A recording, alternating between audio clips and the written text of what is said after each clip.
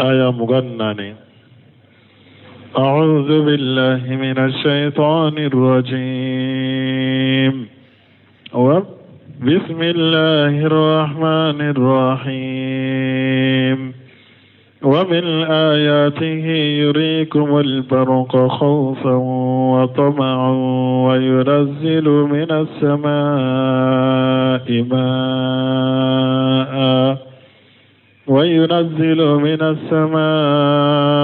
ماء فيحيي به الأرض بعد موتها إن في ذلك لآيات لقوم يعقلون. ومن آياته أن تقوم السماء والأرض بأمره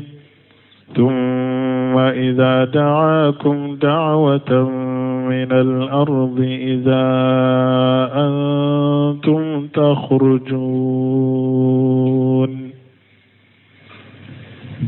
بسم الله الرحمن الرحيم، والصلاة والسلام على نبينا محمد وعلى آله وأصحابه وسلم تسليما كثيرا. سبحانك لا علم لنا إلا ما علمتنا إنك أنت العليم الحكيم.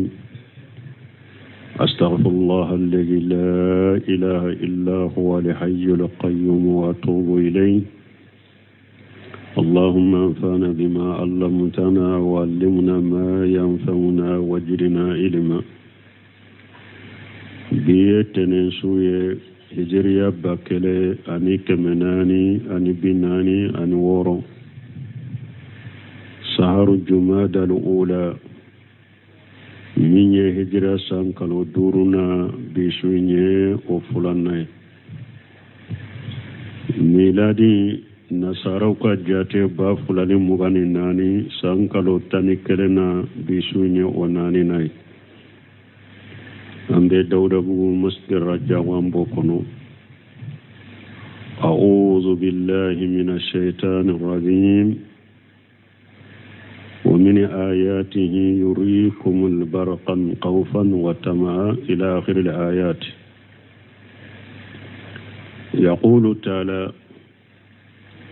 alakum masami korota lendo o mine ayatihi abi ala kata man shawla dalatu ala ajamati taman shemunun be delila yuranna kata ala kabonyama taman shemunu nube ala kabonya yuranna annahu ala yurikumul barqan khawfan wa tamaa. ala be sha yegaru san yele kuli ala bo o yira awula na ye san yele kuli ye fandola abe shira fandola abe tamake ala kanemala ay taratan taqafuna مما يحدث بعده من الأمطار مجئجئات وسوائق متلفات نيسان يلكولا وقت دولا أو بشرة سان يلكوين كوفي سانجي من بنا نابي لمغاليك أني نيسان يلكيسي منون بنا نوبي تناليك abe sira sankuruni oyoroye na ye san yele kuliye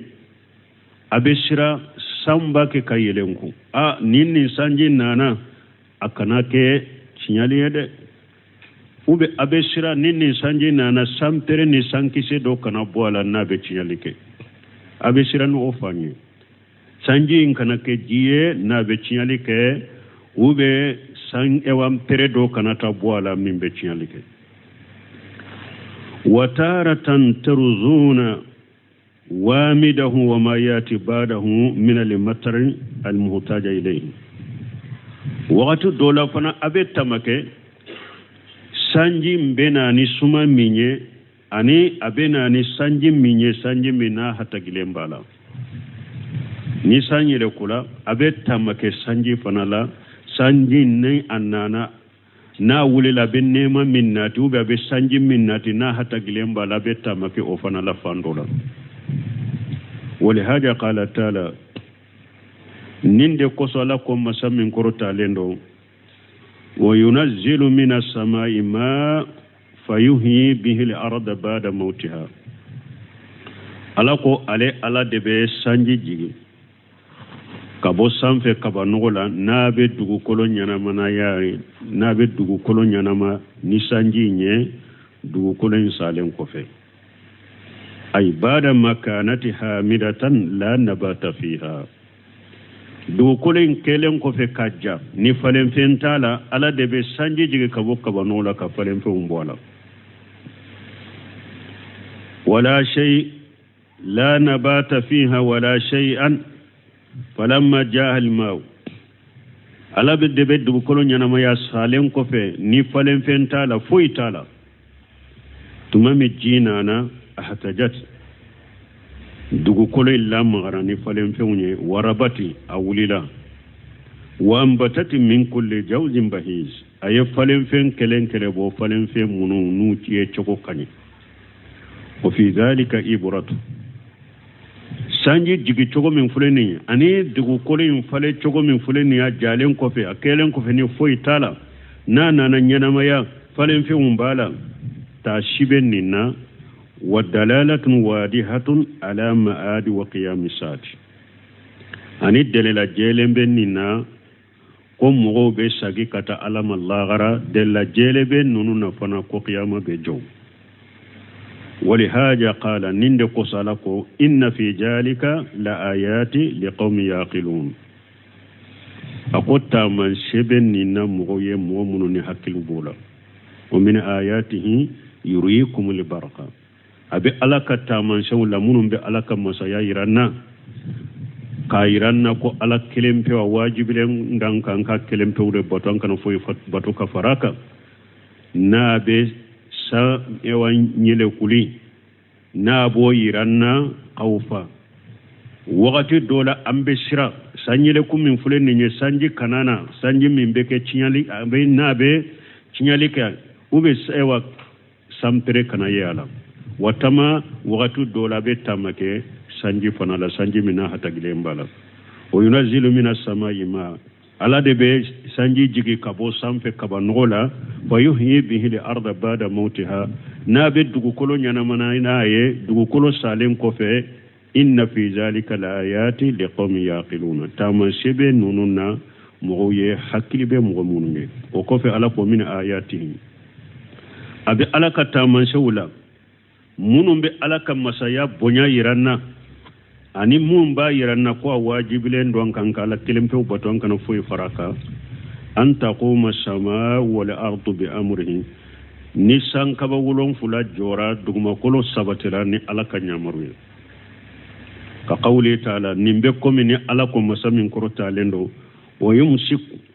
samaa an taga ala al-ard illa bi jinihi ala de masay nabe sankaba wulon fula mina akanabbi dugu koloka sankaba in fana te sika bi dugu kolo in ka barani ala de majena ala de yamina wa qawli ani alaka kuma inna allah yumsiku as-samawati wal arda an tajula ala de masay nabe sankaba wulon fulamina abe dugu makolo fulamina ukan ufula kana wuli kabun nola ay hiya qa'imatu sabitatu bi amrihi ay sankaba jolen kolo jolen lendo ne ala kan nyamaru kande bi amrihi laha wa tasqiruhu iyaha ni ala kan nyamaru kanya ni ala sankaba nyamara kasabati ayedu kolo nyamara kasabata na ya kolo summa ija kana yawmul qiyamati o kofen ni qiyama don shera buddilatil ard khayra li ardi wat nin mi amba kala ba fale ka ke dugu kolo wore in fana be fale وخرجت الأموات من قبورها أحياء بأمره تعالى والدعاء إياهم سوبي بو كبرو كنو ni ala bu nyanamaya ni ala ka nyamaru ye masamin korta lendo anunna ayu wele ku ka bo kaburu kono kana qiyama kene ka bebe nyanamaya bebo kaburu kono kana jo qiyama kene ka wali haja qala ninde ko so ala ko summa ijadaakum da'awata min al-ardi o ko fenni ala ya wele li ko kele ka boddugo kolo koro ija antum taqrujuna aw baw yere sorabe boddugo kolo in kolo bebe na jokiya makineka balmoni hada madon nu bena jokiya makineka hu fatan uratan quralan khayra maqtununa buhumun ni hada madume umbe bo kaburu kona be farlan kolonde do abe sen nan kolo a foyi tigelente fana hari jinya kono bolo koli min kerila a bebe sagila i bori ba kono cogo mi kana jinya kono i be jo qiyama kene ka o cogo de la finite mo sila hadisa salen kono ciden ko bellan kolonde be wuli mo folo min ala ba fere bo qiyama kene ka o ibrahima de ala terike ibrahima bellan kolonde be bo finite mo sila itigelente ise nan kolo buhumu abbe bolo lan kolo mo sini drome kelente se qiyama keneka hufatan quralan khayra maqtununa buhum bebe no e woni ko kele bebe ko kaburu kono wole li fana beke chogo de israfilu de be finyeli ke burla nima fembe abbe kan nimbe israfilu ka buru kono ni ala ya nyamariya ko ka buru finye o ba soro hadisa salen nana ni ala ba fe ka hada madaw nyana ma ka bo kaburu kono ni ala ya Allah tiga hada made munun ka tole kaburu kono u ka ke bogoye i fambe be ke bogoye fo ajambul janabi kolo miseni fitini dobi ko kolo kono o te koro hada madena o be toyde ko misi pasema ni ala be sagi ki da dalib di bebe i ka dali to bebe dada o de ka ko misi pasema har ni hada made munun korlaw ka kaburu kono yoro ni te koro o be toyde ala be sanji dode nati tile binani sanji mbeke tile binani nke abe jigi doro o sanji te bin falere o sanji be hada madeunde fale ka kaburu kono tile binani sanji mbe jiga be nyogo nyoni ka jigi do komi ni che kala wajibe bo chogo damu wakati sanji mbe no chogo de la abe tile binani de ken nadila hada madem fari kolo bebe fale kaburu kono ka bedda ka dafa kaburu kono no o kera ala be sirafilu nyamariya kaburu finye ni nyana mayalye ni ma fen kelen be yoro i kan nimbe paka bo buru dafe i dale be yoro dugu koloka ibe baji do ye tora baji de kono tasuma de jani sawa e sara kito iri de kasawa e tora kolonde kono sawa kungo kono feunde yidu sawa ibe daka dafa nimbe paka ta doila ibe wuli bebe wuli kana kabru keneka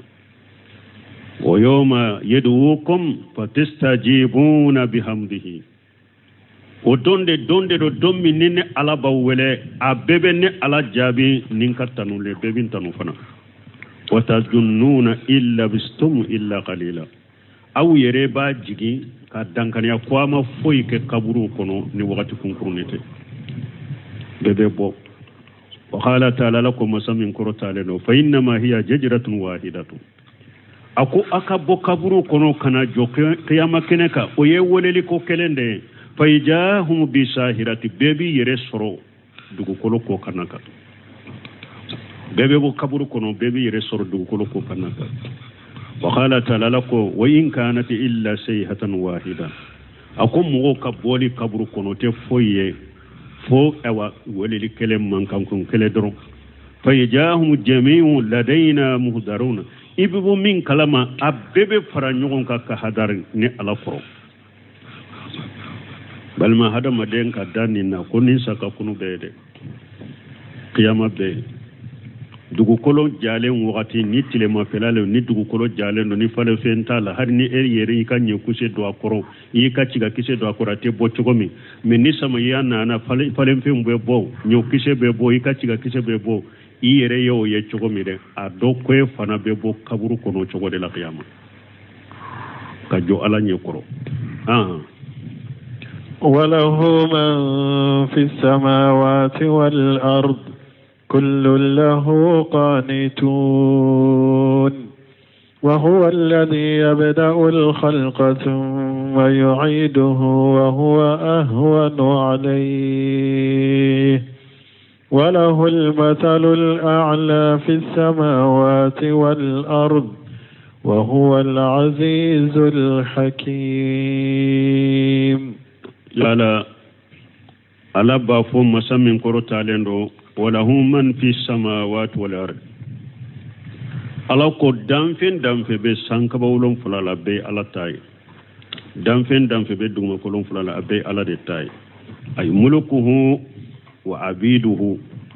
ala de kamara fenya beye ala de ka jonya beye kullu lahu qanitun awa beba yere majigala ifana ha qadiuna qashiuna tawan wa kariha danfen be sanka bawlon fulala ala de kamara fendo ala de ka jonya beye danfen be duguma koloka ala de kamara fendo ala de kamara fenya beye ala de ka jonya beye ewa beba yere majiga ala yefana do ba yere ma danfen do ba yere majiga ala ye u yere sago ku yere kolo ala ye kaso ala tama do fana ba yere majiga ala ya te wulu sago la de komi malahida munun ba ko ala te ka soro ala be nyaadimi bilala te se ko bali o yi yere kololen de ala ye woti sagola ala be tilo dimi do bilala to wota sagola ala ba bana wota sagola ala ba animina wota sagola o yi kololen de ala ye wakati o dola ala ba nisonja wakati o dola ala ba nisonga te se ka foyi bola o yi ka yere majigilen de ala ye yere majigimi nati sagola وكفي لكم وقول لكم وهو الذي يبدأ الخلق ثم يعيده على دم مسينا يدام فون دالي دامنا كومنا تجيا كنو أو على دم فين بساجي أتشوكو كرولا الله غرفنا كساجي كبدا ساجا تشوكولا قيام على دبوكه وهو أهون عليه وكانوا على بلو كدام فين بدا كدا كراي كوساجو تشوكو كرولا قياما وكانوا على بلون يعني أيسر عليه وكانوا علىك أن أبي هريرة رضي الله عنه أنا أبو هريرة برلك جيك أبواما قال رسول الله صلى الله عليه وسلم ولك تشيدين ولك تنونا كسباك يقول الله تعالى كو على بافو كجبني ابن آدم على كو آدم ديني على قلون تغيا ولم يكون له ذلك وفنا منك وفنا تبعي ومنك كي أمانكو كي وتدقاي هذا مديني ني على قلون تغيا وتدقا هذا مديني وستمني هذا مديني ني على نني ولم يكون له ذلك وفنا تدقاي أكني على نني فمتك جيبه إيايا hada madin kan nanini ala madin ka galon tigalani kata alamo waye jumaye fa qawluhu ni hada madin ko lan yuidani kama badani ni hada madin ko ala yenne da kinnati jiya kuno chogomi atese kan chagi nka chogo koro la qiyama atese kin chagi kure qiyama hada madin yenni fo ye ala galon tigaya parce que ala ko ale de yidda kinnati jiya kuno ko ale de be sagi fana ki da kure la gara bonni eko ko ala te edda kuray ala de edda kinati jankunu eko ala te ewa edda kuray la garete kunu yala galon tigaya walaysa awwalul khalqi bi ahwana alayya min iadatihi ala ko yalaw walaysa awwalul khalqi bi ahwana alayya min iadatihi akon e wadali folo o man no ne alama kateme asagili kaw dali folo man no ne ala makate masagalika abe nin kura kuma kurodwa mana dali folo no yarane ala ma chogo mi de kasagi ki da kure o kan no makate moka wa ma satamuhu iyaya mi hada madin kan nanini ne ala ma yejjumaye fa qawluhu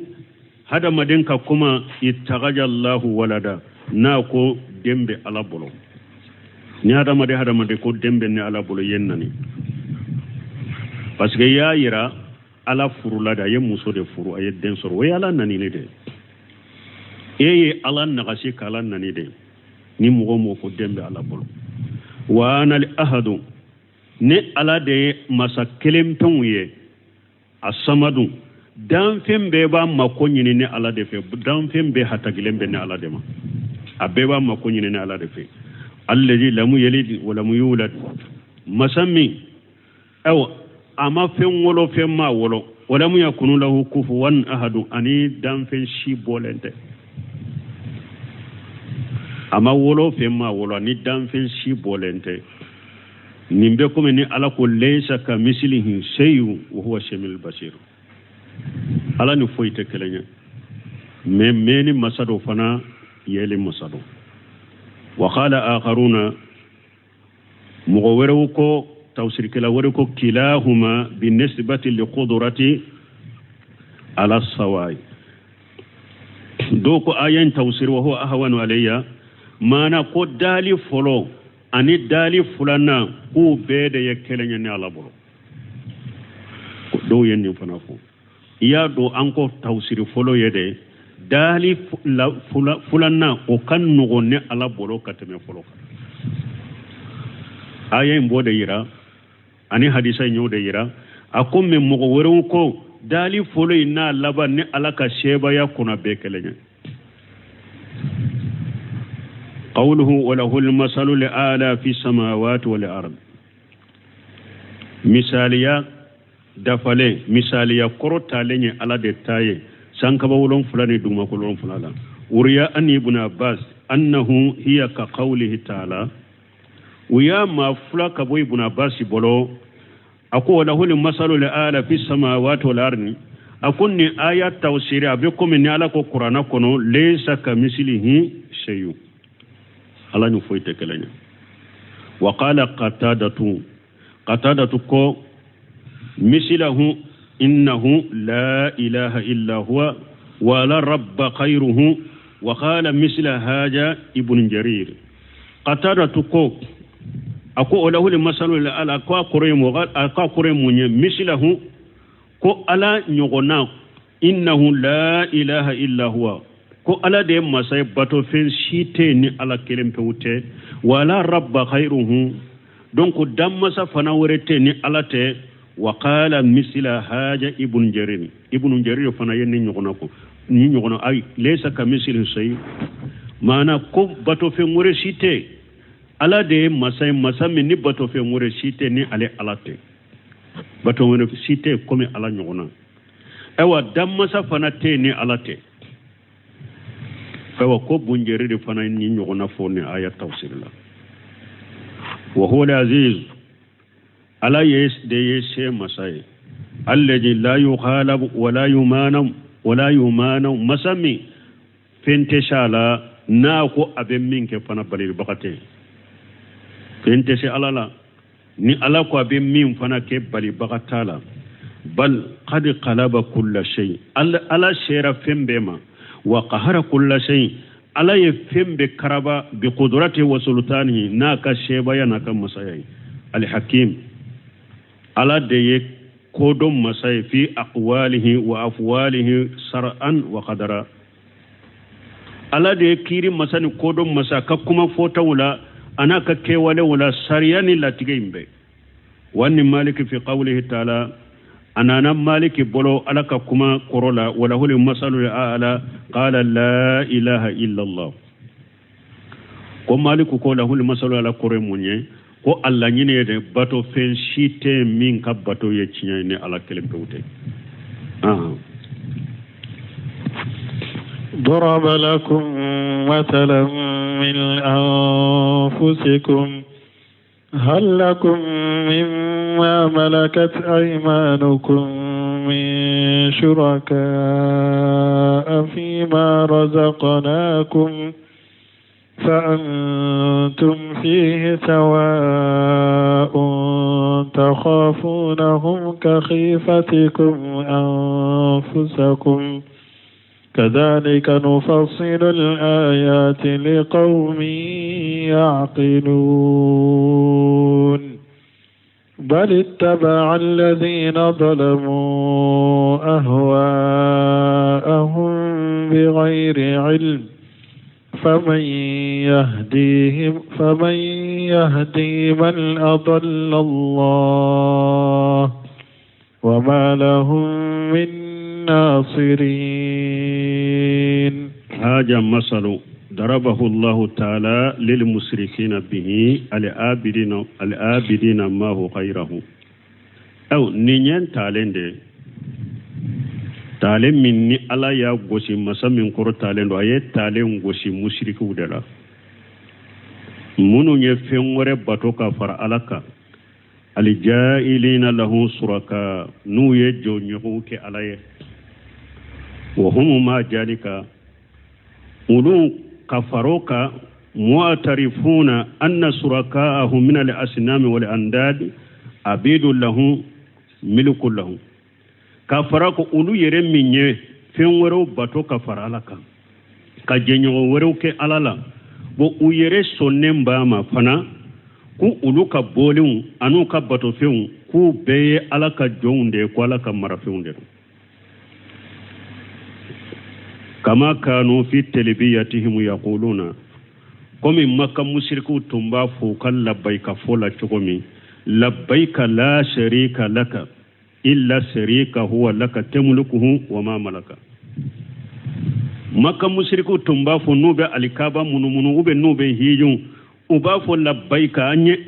anyi lamina la sharika laka jenyon tela de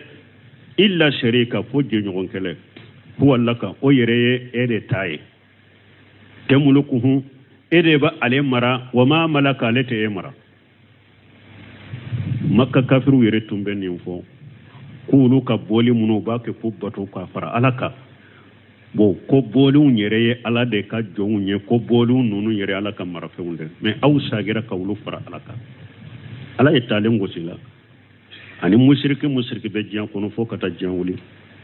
wa qala ta'ala lako daraba lakum masala min anfusikum ala ko ne ala yetalen do gosha wala talen yere nya bo aw yere de la fana nye talen gosha aw yere la katalen bo aw yere la fana ka gosha wala أي تشهدونه وتفهمونه من أنفسكم أو التالي أو يرسل لهم بلا بعض أبا فامي تالي بها يرولا فنا ويتالي جمعي هل لكم مما ملكت أيمانكم من شركاء فيما رزقناكم أكو هذا مدعو يالا أو يربولو يجو منمرا أو كم بسلامية جو مرد مرد yala aw yere ka bolon ye jo munum mara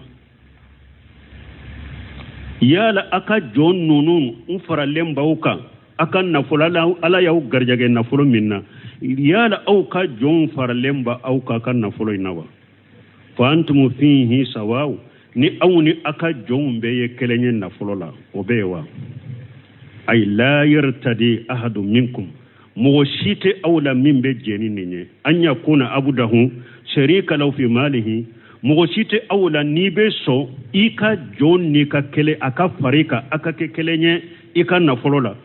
موشيت أولا من بسوما وهو فيه على السواي إني إيكا جون بكا كلي إيكا نفرولا ebe nafolo nke choko joyin fana besika nafolo nke choko kelena balili tala يالا وبسوموا تخافونهم نابسر أكا جون نفلوينا كخيفتكم أنفسكم كمي جون بسر أو نيتشوكمي يالا مغبي جون مرالم من بي بولون مرافين بي بولويني كا جون بي دي كيليني ألا إكا جون بسريني تشوكمي إفنا بي سرا جويني أو تشوكو كيلينا جون مرلا جمان بي نيبي سونيما ها jombe sonnima mana bunkasiri ko kaqifatukum anfusakum ay taqafuna an yuqasimukum al amwala nabe sira jo ani jo kana akan nafulu tila qala abu miljaj inna mamlukaka la taqafu an yuqasimaka malaka wa laysa lahu jalika kajalika Allahu la sharika lahu abuli miljaj ko talin puri ka fam bo e ka jo mi maralembe bolon yala joyin be sira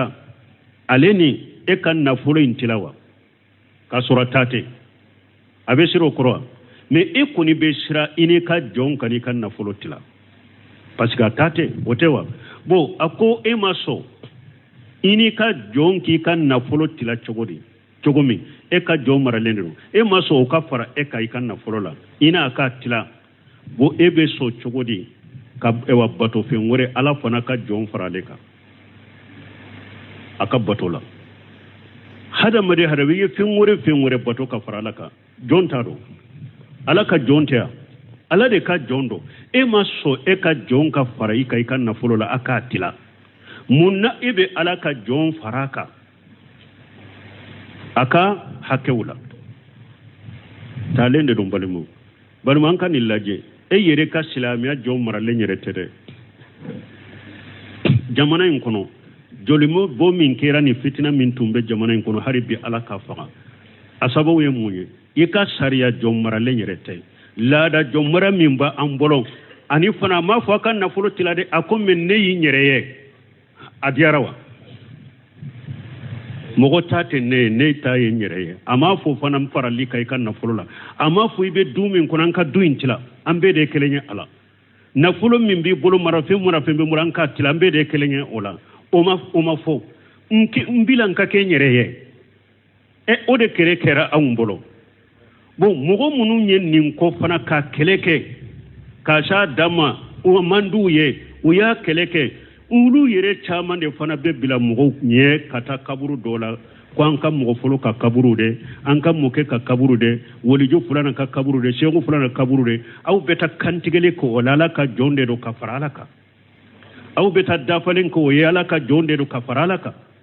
aw beta nyunguri o koro ala ka jonde do ko farala ka aw be wori du uma ala ka jonde do ka farala ka aw be damaka shi ola ala ka jonde aw bo farala ka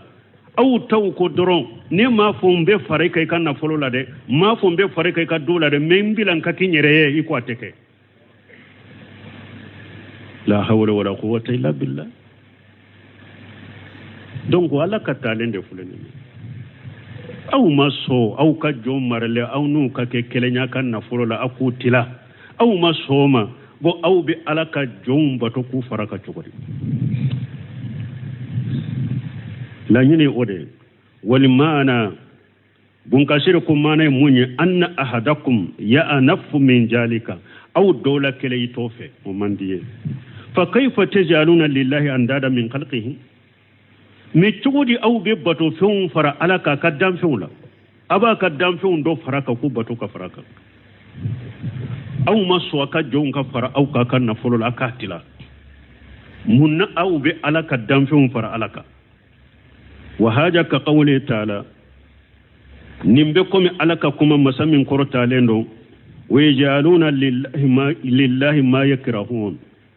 ولو يرتم من فده وبوك على تاي مانا على يوفو يرجما وبين فو آية كنو نيو مثاليان ودي كلنين مكا كافرو فله ولو يرتم دموسو فيه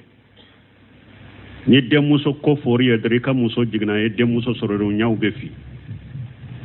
ute demuso fe metumamu yedde untila u yedde muso ude di alama ala ko aw yerete munum fe aw yodi alama donc nim fana e yerete min fe e jonka fara ika na folola e bo ko yito fe yoke alaye ay min al banati haythu jalu lil malaikati alladhina hum ibadu rahmani nasa mushriku ko kom malikawiye alaka demuso ude wajaluha banatallahi ukum malikawiye muso ude ko alaka demuso ude do wa qad kana ahaduhum ijabu sira bo ulu dola kelen tunkera niyu nisondiya ku ka muso jigina ija busira bil unsa niyu dola kele kibariya ko a muso jigina yedde muso soro jalla wajhu muswaddan wa huwa kajim a nyewna laba nafi dimi bolo ana fadimi la duskuna fadimi la nyewna fi yatawara min alqawm min su'ma busira bihi awa aba dogo mo la fana demuso ko min fora e kwa muso ye demuso sora manda yede ne akuni yale mba duskun kono me aba dogo tafe mo fana ko do ala abo dogo mo la atafe mo ko do ala awa nin demuso min fule ni nyesha na ya soro ko damadon ayu mushikuhu ala huni imma ana demuso imara me adogo yale mba bolo aka hakku dafalente dama ana mara a dogoyale ka mara dogoyali ka aba mara demuso in dogoyale ndebe mara bolo amu ya dussuhu fi turab ube abeta nyana ma ya su yere do dugu kolo jukuro yere jahilu tumboke jahiliya tilela nu ye hari demuso min to e nu mi faga I dogoyale ndebu bolo ube tin nyana ma ya su do yere fahum yanafuna min albanati ulu demuso ko utofe wajalu lil malaikata banata llahi me ulu ye malikau kala ka demuso ye fanasabu ilayhi ma la yartadunahu li anfusihim uye fewndo dambe kata alama ulu yerete so munuma uyereye fahaja aqlajul kufri aw ninde ye kafiriya girimay wa hakaja fi hajal maqam awa ninjo yoro yin fana la nin fana bo chogo kelene la jalu lahu suraka min abidihi wa khalqihi ulu yebbato fenguru bato kafara alaka damfeuna ani alaka jowna alaka damfeu wa ahaduhum mudola kele ya ba qayatal ibai wa ya anaf abibba banni dambema aba ko qayatal anafat koni dambena min jalika an yakuna abudahu sharikahu fi malihi yusawihi fihi ulu yebbato fenguru alaka damfeu alaka jon alaka jonu alaka damfeu ulu ye ulu bato kafara alaka me ulu dola kelemba ko utiso ube bama uka jon ka faruka uka nafolola uni jom ka ke kelenye nafolo ina ulu be ba o ma ba ni dambela ubo ko konia dambela me ulu tara fengwero bato ka fara alaka ulu tara alaka jom fara alaka walau sha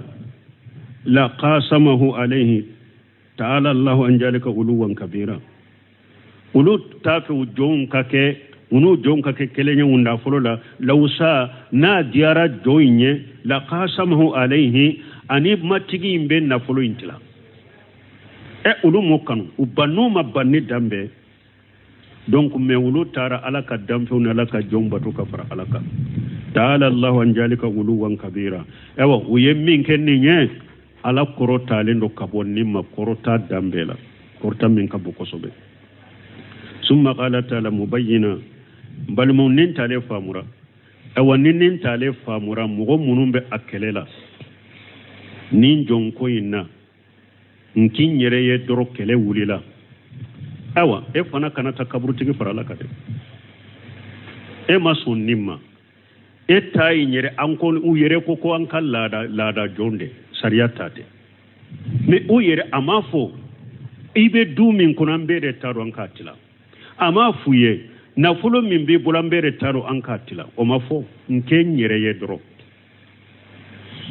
man kan wulila kele wulila me chugudi ebe bila mo ye kata kaburu tigi farala ka e mason nimma ebe ta kaburu tigo fara alaka chugudi kon ni nyanka mo furo ka kabure an ni nyam mo ke ka kabure ni nyawoli jo fulana ka kabure ni shego fulana ka kabure chugudi ebe to bato ka fara alaka jonni alaka damfe talende fulene nyada e wasone tilenin qur'ana en fana be kala jamana en kono ko qur'ana fa mun be jamana en kono ko qur'ana kalan be jamana en kono qur'ana kalan be jamana en kono e wayi ba soro qur'ana be mo do kunna wulude sembe nin ko sogola wulude be mo nyen nin ko sogola o ye qur'ana kalan sugu jumay alaka hakiman dama ثم قال تعالى كفي لكم مبينا كبنغني أن المشركين إنما أبدوا خيره سفها من أنفسهم وجهلا كم مشركوا فلده كم يفنور منهم باتو كفر على كو ياكني فندم بليا دو أني جاهلية فندم بليا أني جاهلية ياكو ودكما هل لكم مما ملكتم أيمانكم من شركاء فيما رزقناكم فأنتم في سواء تخافونهم كخيفتكم أنفسكم كذلك نفصل الآيات لقوم يعقلون أو على قال فوجي غالين تالي فرانفانشا تشومي دي علي باكا آية وفرانفانشيا نينچوغو دي لا موغي حكيلي بي موغو منوي ني حكيلي بي موغو مني وساو ني اي نين تالي فامو نا يا سرو شيغو دو كبرو بي او بولو سانيلما بيتا كانتيغلي كي وبيتا بيتا نيغو سوروي اي بيتا تغني na ya suru hakili be ela nin tale famu bo ke tuni be fe ngore bato ka farala ka tuniya kajalika nufassilu alayati liqawmin yaqilun ne ala nin tale faran fansha chukumi ne ala bin ka ayaw faran fansha wo sogo de la même mo de hakili be mo mununa de men ne hakili te mo mununa doro har nin tale fo chukumi fure na nya fo ale dusukumbe toro de ka dimi nyaw be bile abeke komi akasa hakili tila ni hakili tumbela ala ya fo chogomi ibe tale mfamu ka korodo de i sembe mushrikiya minna ki sembola hakili may yeninde mais ni mugo nim kuma meli ella dimide ki toro de ki funteni de hakili tila ni hakili bela iba famu chogomi mandela wadi atala ko bal tabal ladina jalamu ahwaahum bighairi ilm akom mugo munu nye tonyalike ka musirki yake ko yuni ndingonde bato ka soro doni tubolo faman yahdi man adallallah awa ni ala ye mugo min fuli jombe se ko kanda mugo se tese ko tigi kanda wama lahu min nasirina awa utigun ni ala yumina fana deme bagate soro bolo de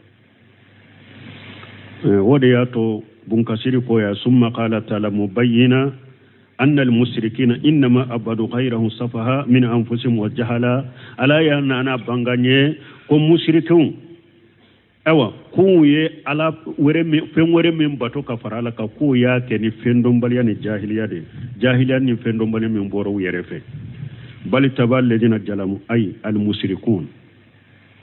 مغون منو ني مشركوين وتغرا جمانكو أهواءهم وتغرا ونين دمودكو ay fi ibadatum li andada bi khairi ilm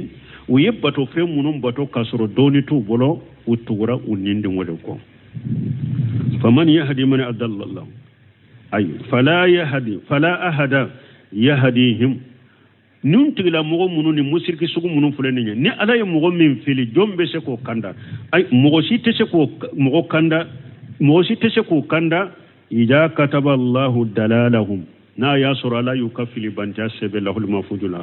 مغو تسكو كاندا وما لهم من ناصرين اي ليس لهم من قدرة الله منقذ ولا مجير او ني الا كلا تيغي فنا نانوما ايوا كيشي بغاتولا ده كيشي بغاتولا تانغا بغاتولا ولا مهيدا لهم انه او الك اللاتين فينا انا جنگ يروتو بولو نو be جنگ كباما لانه ما شاء كان وما لم يشاء لم يكن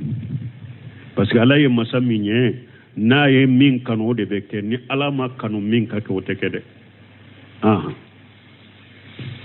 فأقم وجهك للدين حنيفا فطرة الله التي فطر الناس عليها لا تبديل لخلق الله ذلك الدين القيم ولكن أكثر الناس لا يعلمون منيبين إليه واتقوه وأقيموا الصلاة ولا تكونوا من المشركين من الذين فرقوا دينهم وكانوا شيعا كل حزب بما لديهم فرحون آية توسير كجا hadisaw doba kono wakati fana be comme asera ambe dersu joya wakati wure insha Allah subhanaka allahumma rabbana bihamdika ashhadu an la ilaha illa anta astaghfiruka wa atubu ilaik aya mugannani أعوذ بالله من الشيطان الرجيم بسم الله الرحمن الرحيم ومن آياته يريكم البرق خوفا وطمعا وينزل من السماء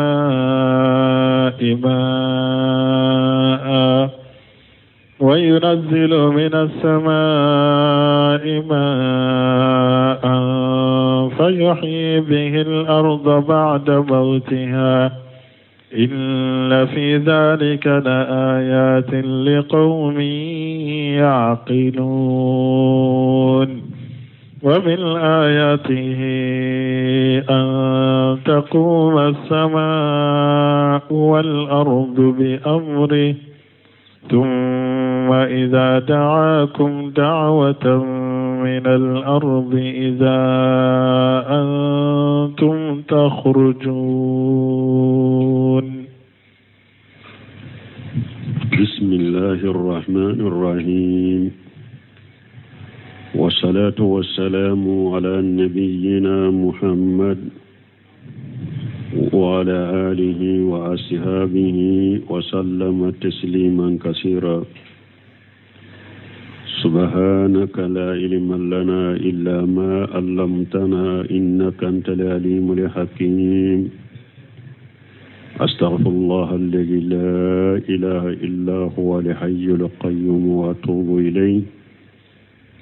اللهم انفعنا بما علمتنا وعلمنا ما ينفعنا وزدنا علما بيتنا سوية هجريا باكلي أني كمناني أني بناني أني ورو سهر الجماد الأولى من هجرة سانكالو دورنا بسويني وفلاني ميلادي nasaraw ka jate ba fulani mugani nani sankalo tani kelena bisunya onani nai ambe dawda bu masjid rajawan bokono a'udhu billahi minash shaitanir rajim wa min ayatihi yuriikumul barqan khawfan wa tamaa ila akhir al ayat yaqulu ta'ala